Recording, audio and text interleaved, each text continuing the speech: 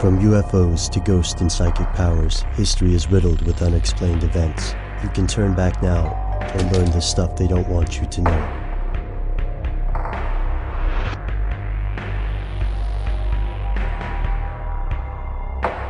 Here are the facts.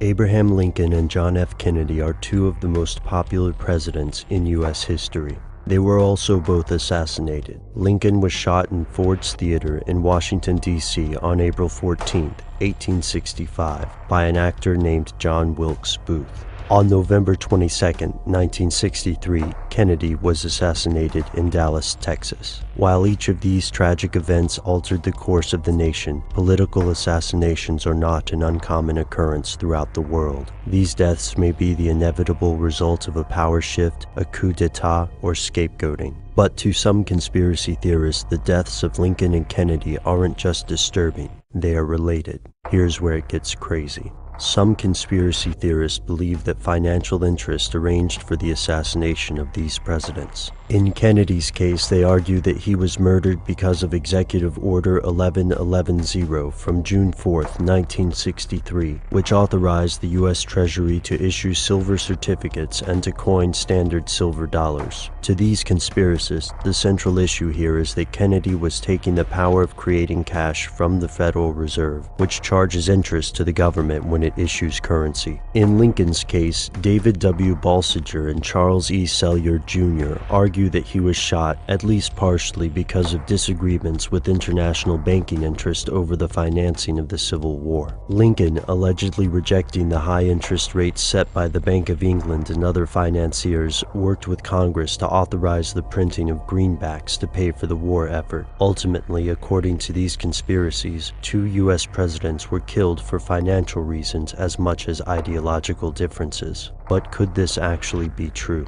It is true that private financial entities have ousted world leaders in the past. In 1893, a group of businessmen and property owners banded together to create the Committee for Safety and overthrow the Hawaiian monarchy, eventually annexing the nation into the United States. Further examples may be seen in Guatemala and Honduras, where the United Fruit Company wielded deadly power with political and occasionally military support from the U.S. These countries were not annexed politically, but United Fruit used its influence to determine the country's leaders. In Economic Hitman, John Perkins claims that he was hired by the firm known as Chas T. Main to trap poor countries in debt, using underhanded methods to strong-arm these nations into privatizing resources and following the commands of the developed world. Yet undue corruption is not the same thing as assassination, and skeptics are also quick to point out several inconsistencies in these theories. In both cases, numerous factions wanted the president out of the picture. There is no solid proof connecting the issuance of greenbacks or Kennedy dollars to their assassinations. While it is true that questions remain regarding both murders, these events have become part of American folklore, and with time, increasingly exaggerated connections and coincidences are bound to be touted as fact. Is there a grain of truth somewhere in the theory?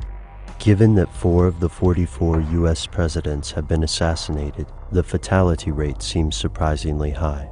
Yet political figures across the planet are inherently in dangerous positions, especially in times of domestic instability or financial upheaval. Assassinations, coup d'etat, and forced depositions are all too common in the turbulent world of international politics. And it's no secret that in the past, large private organizations have used their economic clout to change the state of a country's government. But does this still happen today? Skeptics maintain that the Kennedy and Lincoln assassinations, like those of most world leaders, were not orchestrated by any international banking cartel. The sheer level of organization and secrecy required would make the task impossible. But to conspiracy theorists, there's only one important question: who's next?